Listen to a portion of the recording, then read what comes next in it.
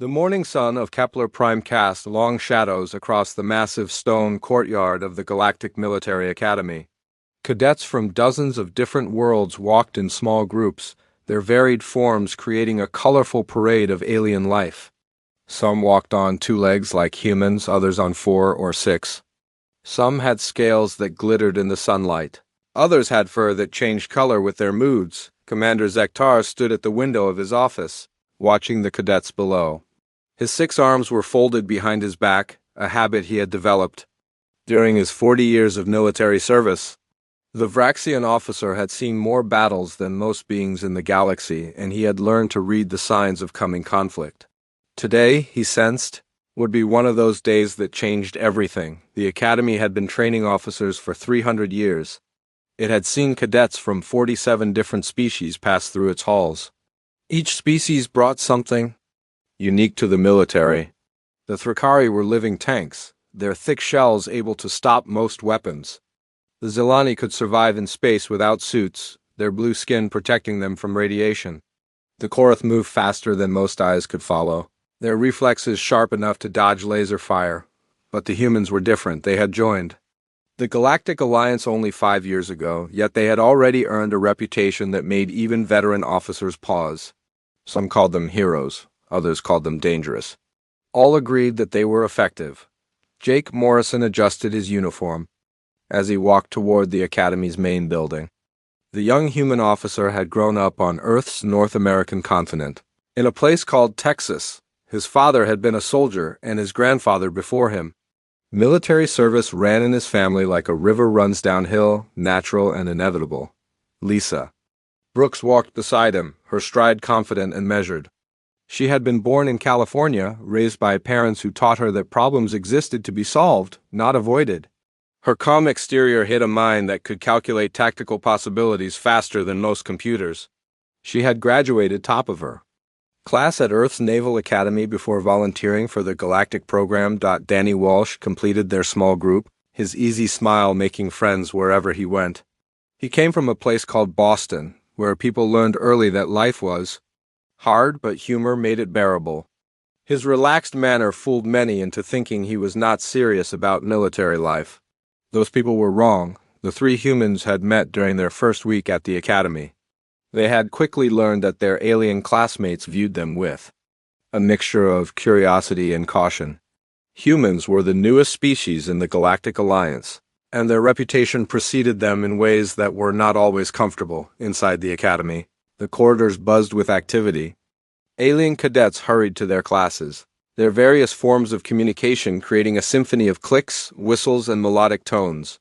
The humans had learned to recognize some of the languages, though they could not speak them. Their throats were not designed for the complex sounds that many species used. The classroom they entered was large, enough to hold 60 cadets comfortably. The walls were covered with displays showing star charts, tactical formations, and historical battle sites. At the front of the room stood a massive holographic projector that could create 3-dimensional images so realistic they seemed solid. Commander Zektar entered the room with the precise movements of a career military officer. His uniform was perfectly pressed, his insignia polished to a mirror shine. He had commanded troops in 7 different conflicts, and his presence filled the room with an authority that needed no words. The cadets took their seats in the arrangement that had become natural over the past months. Species tended to sit with their own kind, not from prejudice but from comfort. The Thrakari sat in the reinforced chairs designed for their heavy builds. The Zilani chose seats near the environmental controls where they could adjust the atmosphere to their liking.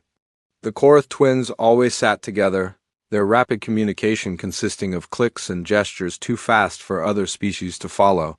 The humans sat in the middle section, their chairs standard issue since their physical needs were average by galactic standards.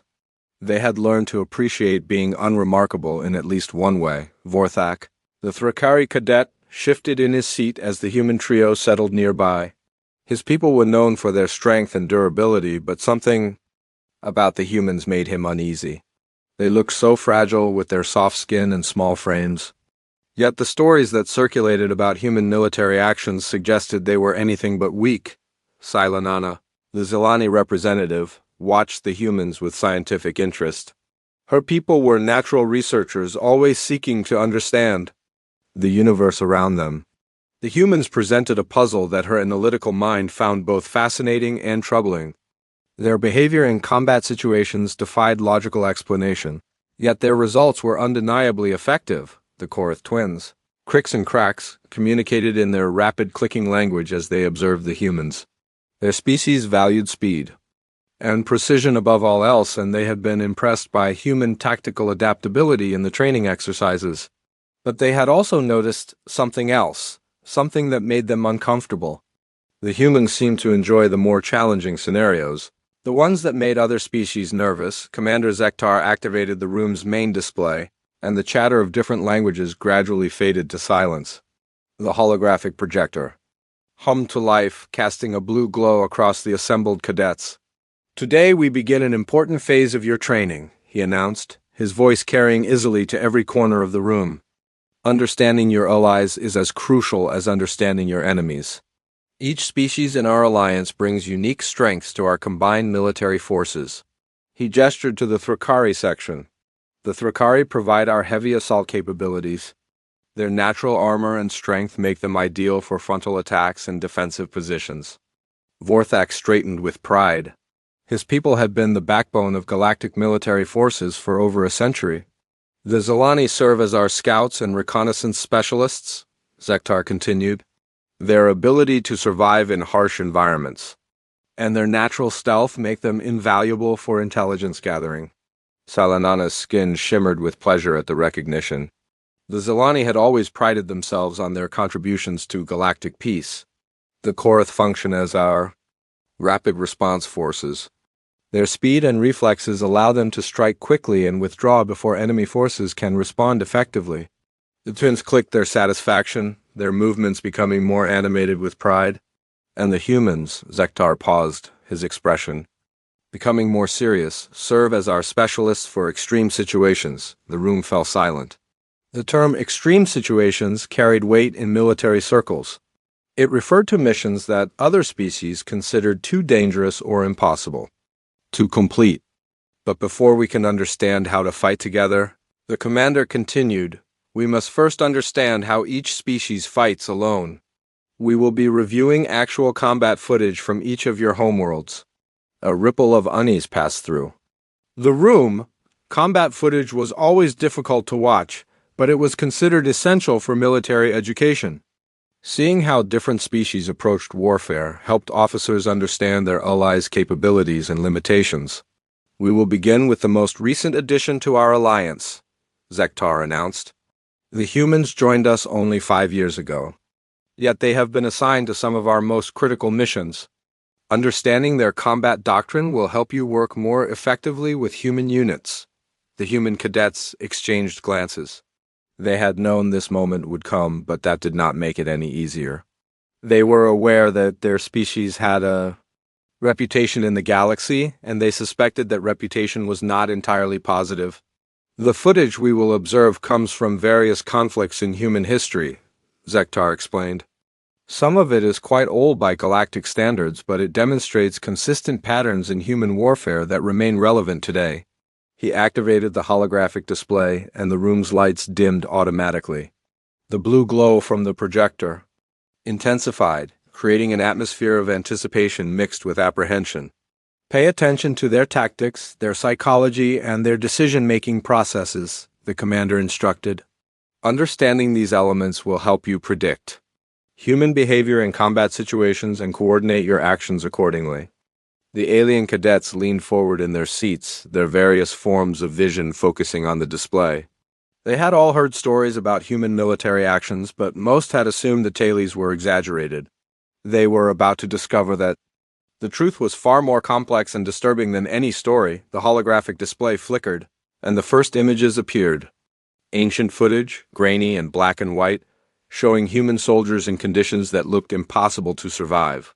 The Battle of Stalingrad began to play, and the education of the alien cadets took a turn that none of them had expected. As the footage rolled, showing humans fighting in temperatures that would kill most species in ruins that offered no shelter, with weapons that seemed inadequate for the task, The alien cadets began to understand why their human classmates had looked so uncomfortable. The first images that appeared on the holographic display were strange to the alien cadets. They showed a world covered in white, with buildings that looked like they had been broken by giant hands. The footage was old, black and white, and grainy. But even through the poor quality, the aliens could see something that made them uncomfortable. Humans were moving through the broken buildings. They wore thick clothes that looked heavy and awkward. Their breath made clouds in the cold air. The temperature readings at the bottom of the screen showed numbers that made several alien cadets gasp in surprise. The cold was severe enough to kill most species within hours. "This is the Battle of Stalingrad," Commander Zektar explained, his voice calm and professional. "The human winter of 1942 to 1943. Note the environmental conditions." Vorthak clicked, his mandibles nervously. His people were known for their ability to survive in harsh conditions, but the numbers on the screen were beyond what even the Thrakari considered safe. The humans in the footage were not just surviving in these conditions, they were fighting in them. The footage showed human soldiers moving carefully through the ruins of what had once been a city. They carried weapons that looked simple compared to galactic technology. Their movements were slow and deliberate, but they never stopped. Even when explosions shook the ground around them, even when enemy fire forced them to take cover, they kept moving forward. "Why do they not retreat?" Silanana asked, her voice tight with confusion. "The logical response to such conditions would be to withdraw and wait for better weather." "Keep watching," Commander Zektar replied. "The footage will explain." The images on the display shifted to show the inside of a damaged building. Human soldiers had set up a defensive position using broken furniture and chunks of concrete. They had been there for days, according to the timestamp. Their faces were thin from lack of food, their eyes red from exhaustion, but they remained at their posts. One soldier was wounded, his arm bound with cloth that was stained with blood. Another soldier was sharing his food with the injured man, even though it was clear that food was scarce. The wounded soldier tried to refuse, but his comrade insisted. "They are caring for their wounded," Crix observed, his clicking language translated by the room's computer system. "But they are also maintaining combat readiness." "How is this possible?" Jake Morrison shifted in his seat. He recognized the look in the soldier's eyes. It was the same look he had seen in his father's photographs from his own military service. It was the look of people who had decided that some things were worth more than their own comfort or safety. The footage continued, showing the humans fighting building by building, room by room. They used tactics that seemed to change constantly, adapting to each new situation. When their enemies tried to use the cold against them, the humans found ways to use it to their advantage. When their enemies destroyed their shelter, the humans made new shelter from the ruins. "Observe their tactical flexibility," Commander Zektar pointed out. "They modify their approach based on immediate conditions, not predetermined doctrine." But the alien cadets were observing something else entirely. They were watching humans fight in conditions that should have broken their spirit, that should have forced them to surrender or retreat. Instead, the humans seemed to grow more determined. As the conditions worsened, the display shifted to show new footage, this time in color. The quality was better, showing a jungle environment that looked hot and humid. The vegetation was so thick that visibility was limited to a few meters in any direction. The humans in this footage wore different uniforms and carried different weapons, but their behavior was remarkably similar to the winter fighters. "This is footage from the Vietnam conflict," Zektar announced.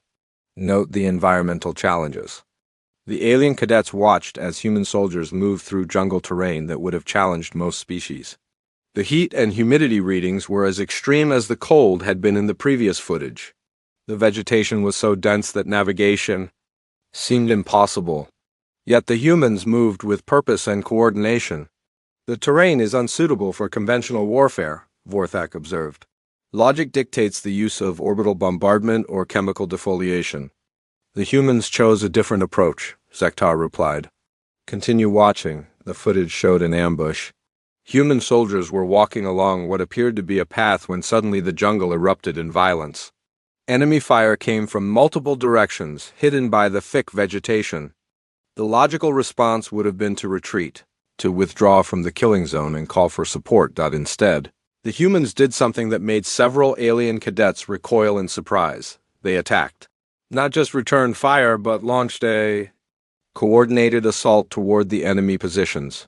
They moved through terrain that should have been impossible to navigate, using the jungle that had been their enemy as cover for their advance. "This is not standard tactical doctrine," Silent whispered to her seat partner. "They are advancing into a superior position and succeeding," Cracks clicked in response. "How are they succeeding?" The humans on the display were indeed succeeding. They had turned the ambush around, using their knowledge of the terrain and their willingness to accept risk to defeat an enemy that should have had every advantage. The footage showed them moving with a confidence that seemed almost supernatural. Lisa Brooks watched the screen with mixed emotions. She had studied these battles in military school, had learned about the tactics and strategies involved. But seeing them through the eyes of her alien classmates, she was beginning to understand how disturbing human warfare must appear to other species. The footage changed again, this time showing more modern warfare. The technology was recognizable to the galactic cadets, similar to their own weapons and equipment. But the humans using it were displaying the same behavioral patterns as their predecessors. "This is footage from the Gulf War," Commander Zektar announced. "Pay attention to the operational tempo." The alien cadets watched as human forces moved across desert terrain at a speed that seemed reckless. Their vehicles kicked up clouds of dust that should have made coordination impossible. The weather conditions were extreme, with temperatures that fluctuated wildly between day and night. Yet the humans maintained their advance, adapting to each new challenge. "They are operating in conditions that would ground most species' aircraft," Silena observed, "yet their air support continues to function." On the display, human pilots were flying missions in weather that the Galactic Weather Service would have classified as prohibitive for flight operations. Sandstorms that should have forced aircraft to remain grounded were being treated as minor inconveniences. The humans were continuing operations that other species would have postponed indefinitely. Danny Walsh watched his alien classmates' faces as they absorbed what they were seeing. The confusion was evident, but there was something else growing alongside it, a kind of unease that went beyond simple tactical disagreement. They were starting to understand that humans approached warfare from a fundamentally different perspective. The footage shifted to show urban combat. Human soldiers were fighting in a city that had been damaged by previous battles. Buildings were partially destroyed, streets were filled with debris, and the environment was hostile in every way possible. Yet the humans moved through it as if it were merely another training exercise. "Note their urban warfare tactics," Sektar instructed. "They are adapting their techniques to the specific environment." But the alien cadets were noting something else. The humans were not just adapting to the urban environment, they were using it. They turned destroyed buildings into fortifications, used debris as cover, and found ways to make the hostile environment work for them rather than against them. "They are treating the battlefield as a resource," Vorthak said slowly. "Not as an obstacle to overcome, but as a tool to be used." "Exactly," Jake Morrison replied. "Every environment has advantages and disadvantages. The key is to find the advantages and exploit them." The alien cadets turned to look at him, and Jake realized that his explanation had not made them feel better about human warfare.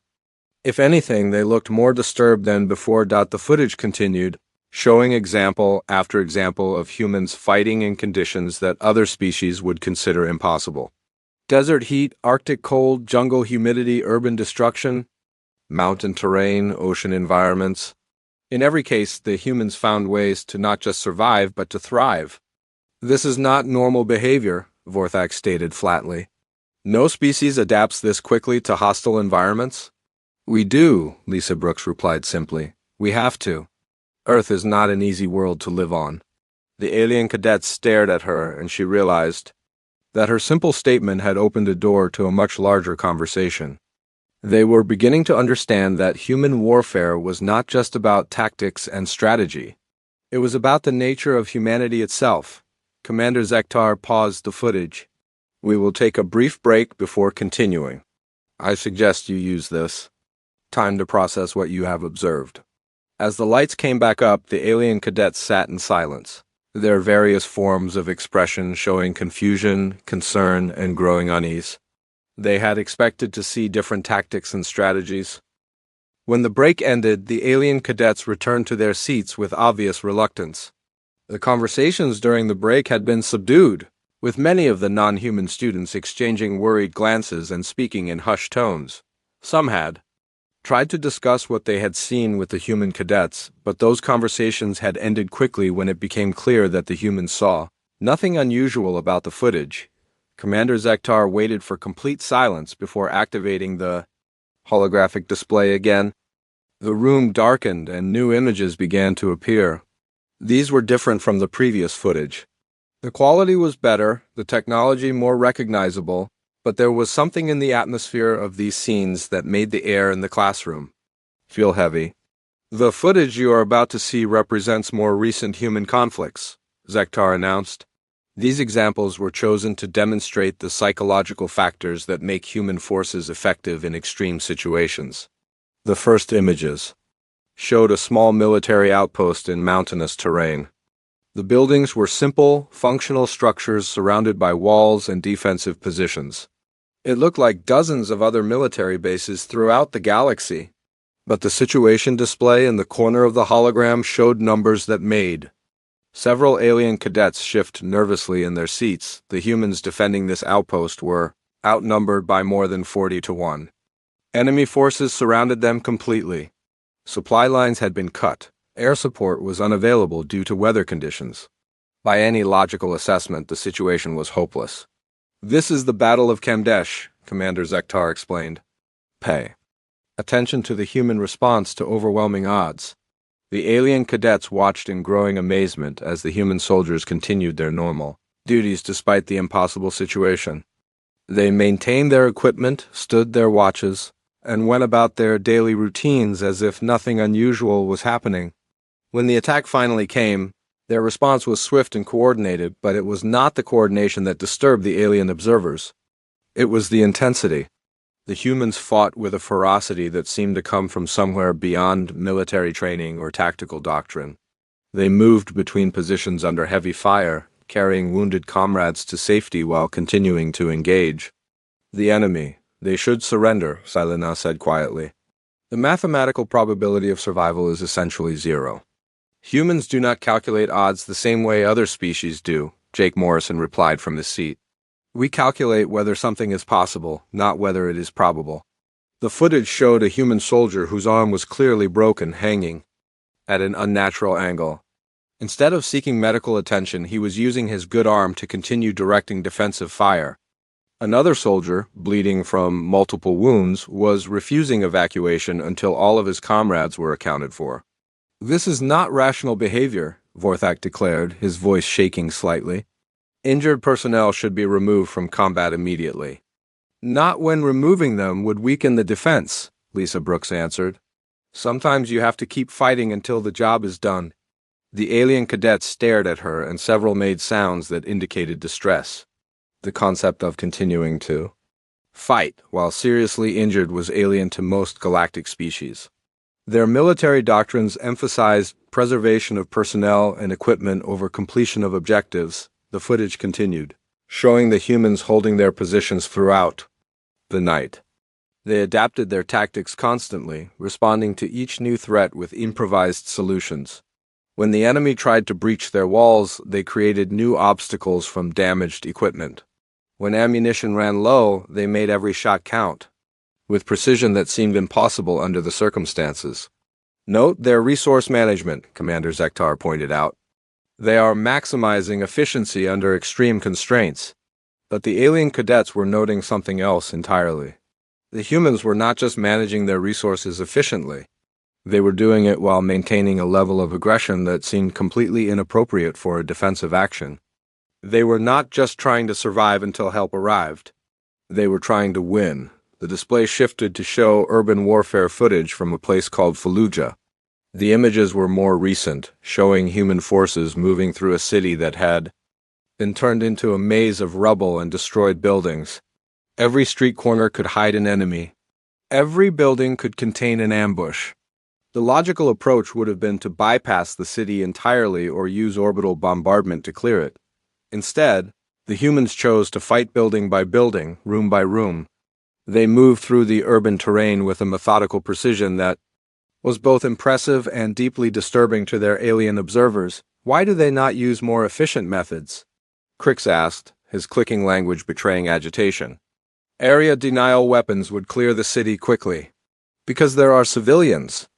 In the city, Danny Walsh explained, we do not use weapons that cannot distinguish between enemies and innocent people, even when it increases your own casualties. Cracks clicked in response. Especially then, Danny replied, the alien cadets absorbed this information with obvious discomfort. The concept of accepting higher casualties to protect non-combatants was not unknown in galactic warfare, but the extent to which humans were willing to do so was unprecedented. The footage showed human soldiers clearing buildings, one room at a time, exposing themselves to enormous risk to ensure that civilians were not harmed. They used precision weapons in situations where other species would have used area-effect munitions. They took prisoners when it would have been easier and safer to eliminate threats entirely. They are fighting with one hand tied behind their backs, Silena observed. Yet they are still achieving their objectives. That is what makes them effective, Commander Zektar replied. They can succeed even when operating under constraints that would cripple other forces. The display changed, again showing historical footage that made several alien cadets gasp in recognition. The Battle of Thermopylae, recreated from ancient human records and archaeological evidence. 300 human warriors holding a narrow pass against an army of hundreds of thousands. This is impossible, Vorthak stated flatly. No force can hold against those odds. And yet they did, Jake Morrison replied quietly, for 3 days. The footage showed the human warriors, armed with primitive weapons and wearing simple armor, facing an enemy force that stretched beyond the horizon. The mathematical impossibility of their situation was obvious to everyone in the room. Yet, the humans fought as if victory was not only possible but inevitable. They know they are going to die, Silena whispered. They know the battle cannot be won. Why do they continue fighting? Because winning the battle is not the objective, Lisa Brooks explained. The objective is to delay the enemy long enough for their allies to prepare a defense. They are buying time with their lives. The alien cadets watched in stunned silence as the human warriors fought with a determination that defied rational explanation. They used the terrain to their advantage, channeling the enemy into narrow spaces where superior numbers became a disadvantage. They fought with weapons and tactics that should have been useless against such overwhelming force, but most disturbing to the alien observers was the expression on the human faces. They were not fighting out of desperation or fear. They were fighting with something that looked almost like joy. They had accepted their fate and chosen to meet it on their own terms. This is the most extreme example of human warfare psychology, Commander Zektar announced as the Thermopylae footage ended, but it illustrates principles that appear throughout human military history. The display shifted to show more modern examples. Human special forces trapped behind enemy lines, choosing to attack rather than hide. Pilots flying impossible rescue missions in weather that should have grounded all aircraft. Ground forces advancing through terrain that other species would have declared impassable. They do not fight to survive, Vorthak said slowly, his voice filled with a mixture of awe and horror. They fight to accomplish their mission, regardless of the cost to themselves. That is correct, Commander Zektar confirmed. Human forces prioritize mission success over individual survival. This makes them extremely effective in situations where other species would be forced to withdraw. The footage showed a human medic running through enemy fire to reach a wounded soldier. The logical choice would have been to wait for the firing to stop or call for armored support. Instead, the medic exposed himself to almost certain death to provide aid to his comrade. The wounded soldier is not even human, Silena observed, her voice tight with emotion. He is Zelani. Why would a human risk his life for one of us? Because that is what we do, Danny Walsh replied simply. When someone needs help, we help them. It does not matter what species they are. The alien cadets sat in stunned silence as the implications of this statement sank in. They were beginning to understand that human warfare was not just about tactics and strategy. It was about a fundamental worldview that prioritized the welfare of others over personal safety, the footage continued, showing example after example of humans making choices that defied logical analysis. They fought against impossible odds, protected those who could not protect themselves. The atmosphere in the classroom had become thick with tension. Several alien cadets were showing signs of severe stress. Sila Nana's skin had begun to pulse with colors that indicated emotional disturbance. The Korath twins were clicking rapidly. In their native language, their movements becoming more agitated with each passing minute. Even Vorthak, whose species was known for their emotional stability, was shifting nervously in his reinforced chair.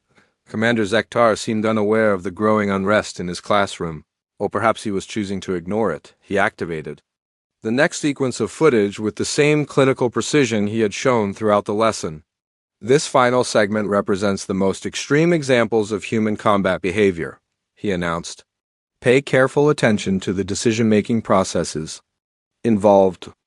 The holographic display flickered to life, showing a small group of human soldiers in what appeared to be a hopeless situation. The tactical display indicated that they were surrounded by enemy forces numbering in the hundreds. Their communication equipment had been damaged. Their supply lines had been cut. Air support was unavailable due to weather conditions that had grounded all aircraft in the region. By any reasonable military assessment, the situation called for immediate surrender, or an attempt to hide until rescue forces could arrive. The humans had neither the numbers nor the equipment to fight their way out. Logic dictated that they should minimize casualties by seeking terms with their captors. Instead, the 12 human soldiers did something that made every alien cadet in the room recoil in shock. They chose to attack. Jake Morrison watched the footage with mixed emotions. He recognized the look in the soldiers' eyes, had seen it in training exercises and real combat situations. It was the look of people who had made a decision that went beyond normal military thinking. They had chosen to fight not because they thought they could win, but because they refused to accept defeat. The footage showed the humans moving with coordination that seemed impossible given their circumstances. They used the terrain to their advantage, turning obstacles into cover and disadvantages into tactical opportunities. But what truly disturbed the alien observers was not their skill or their coordination. It was the expression on their faces. They were not fighting out of desperation or fear. They were not grimly determined to sell their lives dearly. They looked like they were enjoying themselves. This is not normal combat behavior, Vorthak stated, his voice shaking. They appear to be experiencing pleasure from violence. Not from violence, Lisa Brooks corrected. From the challenge? From proving that impossible situations can be overcome. The alien cadets turned to stare at her, and Lisa realized that her explanation had only made their discomfort worse. The footage continued, showing the human soldiers advancing through terrain that should have been impassable. They moved with a confidence that seemed to come from some source beyond normal military training. When they encountered obstacles, they found ways around them. When they faced overwhelming firepower, they used stealth and misdirection to level the odds. They are not just fighting, Crix observed quietly. They are hunting. The observation sent a chill through the room that had nothing to do with the air conditioning. Hunting behavior was well understood among galactic species, but it was supposed to be reserved for obtaining food or defending territory from natural predators. What they were watching was something entirely different. The humans were hunting other intelligent beings, and they were doing it with a skill and apparent satisfaction that suggested they had been designed for this purpose. How do we fight alongside beings who do this? Silanana asked, her voice barely above a whisper. How do we trust species that treats warfare like a sport? Danny Walsh stood up slowly, his usual easy smile replaced by a serious expression that his classmates had rarely seen. Because we do this for you too. The alien cadets looked at him with confusion and growing alarm. Every human unit that gets assigned to galactic forces has the same standing orders, Danny continued. If any of our alien allies are in danger, we respond the same way. With everything we have? That is supposed to be reassuring. Vorthak asked. It should be, Jake Morrison added, also standing, because it means that no matter how bad the situation gets, no matter how impossible the odds seem, we will not abandon you. We will not retreat. We will not stop fighting until you are safe. The alien cadets considered this statement, but their expressions remained troubled. The idea of having allies who would never abandon them was appealing in theory. In practice, the thought of being protected by beings who seemed to enjoy violence was deeply disturbing. But what happens when humans fight other humans? Krax asked, his clicking language translated by the room's computer system. What happens when you face enemies who understand your tactics? The human cadets exchanged glances, and the alien observers could see that this was a question they had been dreading. Then it gets complicated, Lisa Brooks admitted. Because we understand each other. We know what the other side is capable of, and we know they will not give up either. Commander Zektar activated a new sequence of footage, and the display showed images that made several alien cadets gasp in horror. Human civil wars, conflicts where members of the same species fought each other with the same intensity they brought to external threats. The footage showed the American Civil War, where humans had fought each other for years over political and social issues. The alien cadets watched in growing dismay as they realized that humans fought their own kind with the same determination and tactical skill they used against external enemies. They fight their own species like this? Salanana asked in disbelief. What could possibly justify this level of violence? Ideas, Jake Morrison replied. Freedom, justice, the right to determine our own futures? Protection of people who cannot protect themselves. You fight wars over concepts? Vorthak demanded. Over abstract ideas that have no physical substance? Those ideas have substance to us, Danny Walsh answered. They are worth fighting for. They are worth dying for. The alien cadets stared at the humans, and for the first time, several of them began to understand what they were really dealing with. Humans did not just fight for territory or resources or survival. They fought for principles that existed only in their minds but were more real to them than physical objects. The footage shifted to show more recent human conflicts. The world wars, where entire civilizations had mobilized for combat. The alien cadets watched in stunned silence as they realized the scale of human warfare when their species was truly committed to a cause. This is why Command has been assigning humans to the most dangerous missions, Commander Zektar announced as images of massive battles filled the display. Not because they are expendable, but because they are capable of achieving objectives that other species cannot. The footage showed human forces fighting in every possible environment. In space, where they adapted to zero-gravity combat with remarkable speed. Underwater, where they developed tactics for three-dimensional warfare. In the air, where they pushed their aircraft to performance limits that other species considered unsafe. They do not see impossible missions, Silena observed slowly. They see problems that require creative solutions. Exactly, Lisa Brooks confirmed. Every challenge is just another puzzle to solve.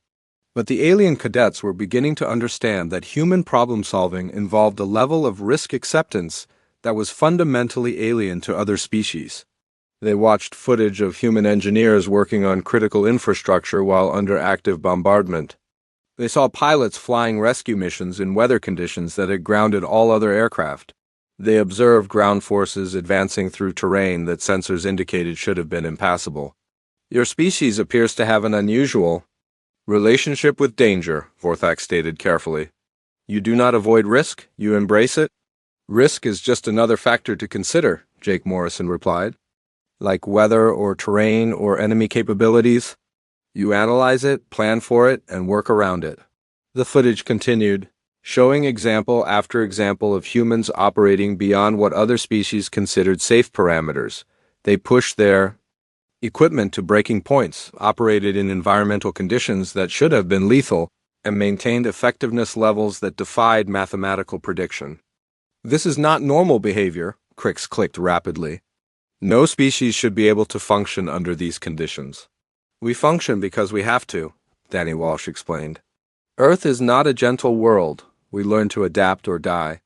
We learned to see every challenge as something that could be overcome. The alien cadets absorbed this information with obvious difficulty. The concept of a world so harsh that it forced a species to develop such extreme survival capabilities was disturbing. It suggested that humans were not just different in their approach to warfare. They were different in their fundamental relationship with existence itself. Commander Zektar paused the display as the footage reached its conclusion. This completes our review of human combat doctrine. Questions? The classroom fell silent. The alien cadets sat in their seats, processing what they had witnessed. Several looked physically ill.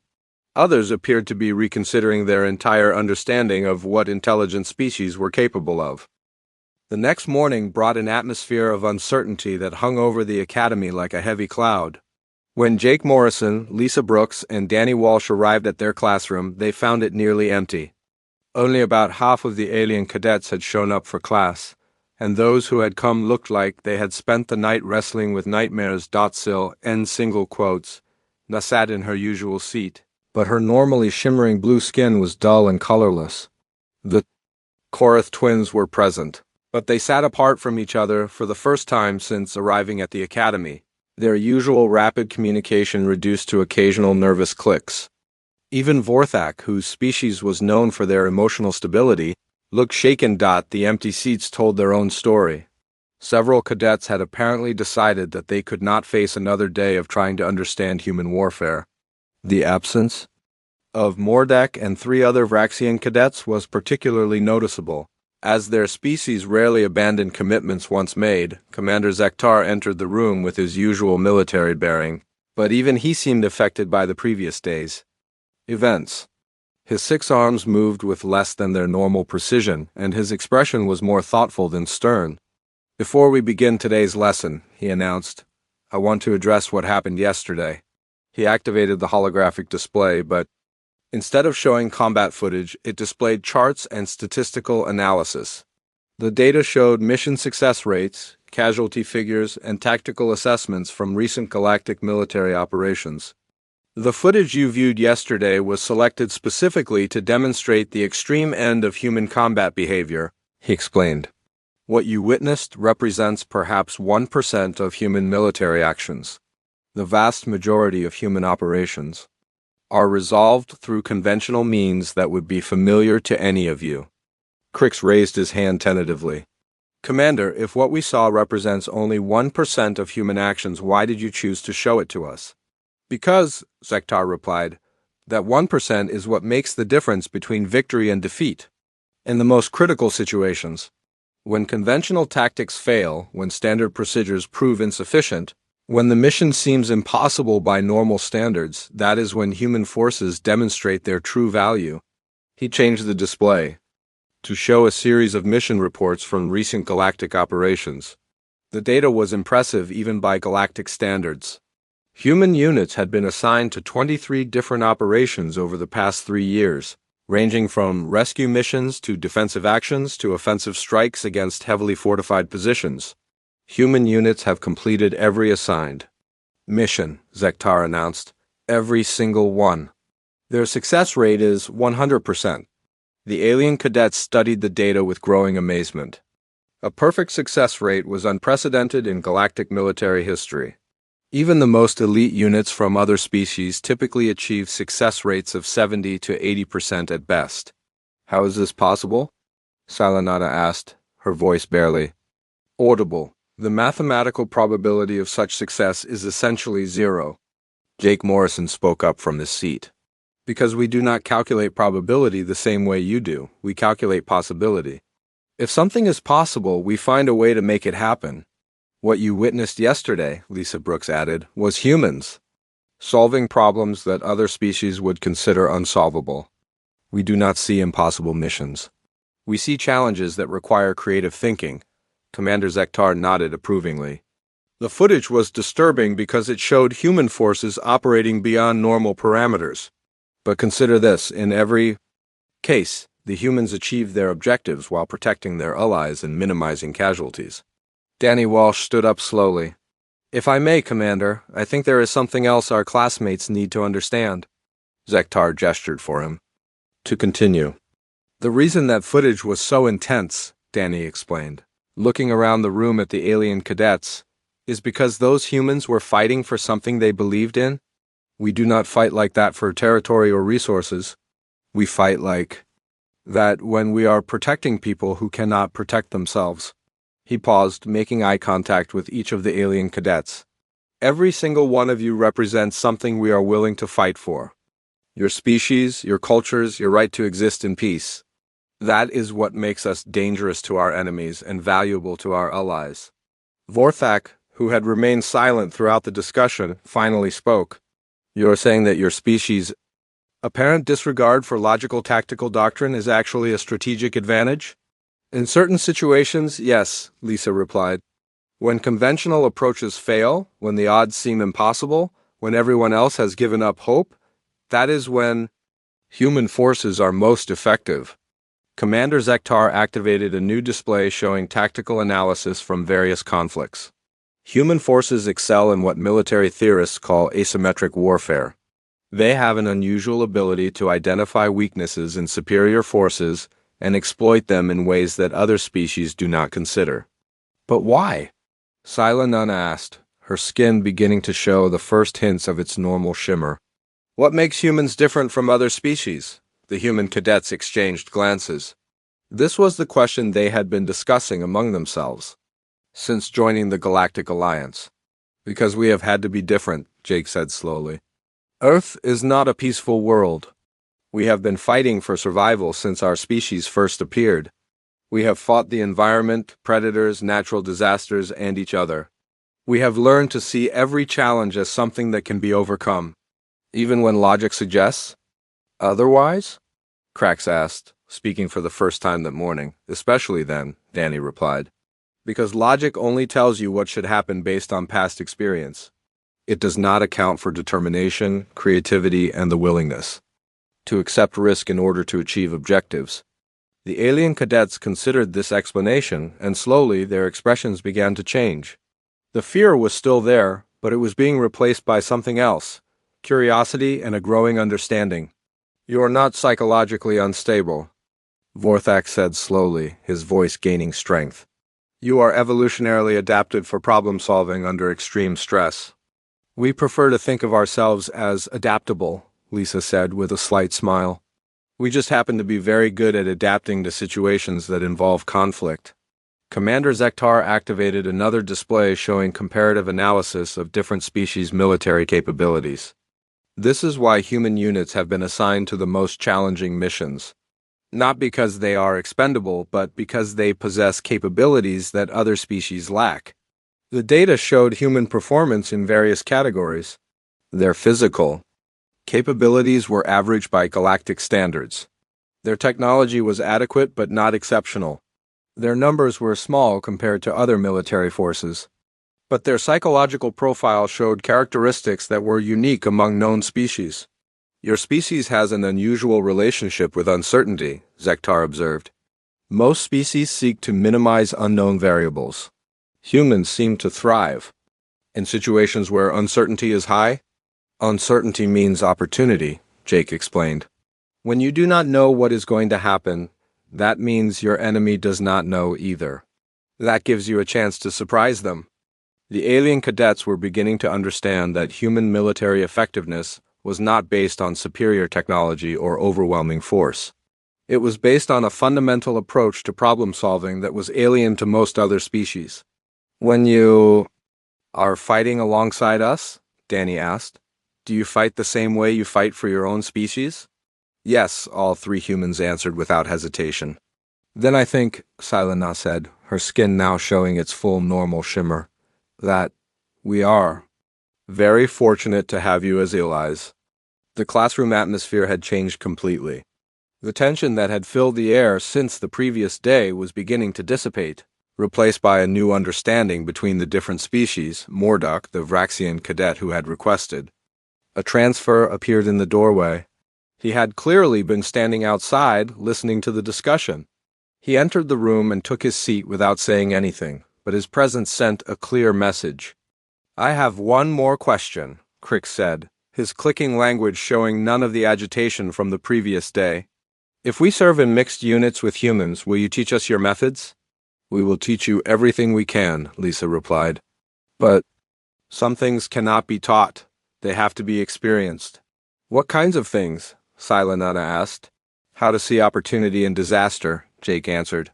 How to find advantages in situations that seem hopeless. How to keep fighting when logic says, you should give up.